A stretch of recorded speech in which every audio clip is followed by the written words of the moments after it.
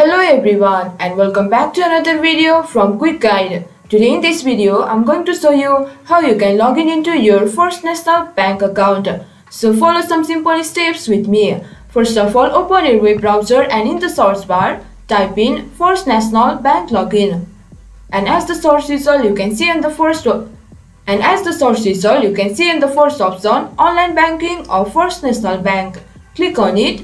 It will take you to the official website of First National Bank.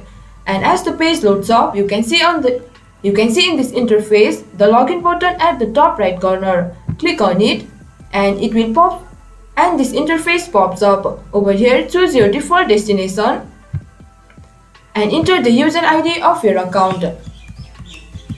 Once you do that, enter the password of your account in the password section.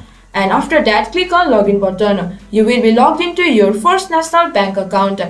And if you do not have your online banking aid, click here on sign up to create click here on sign up button.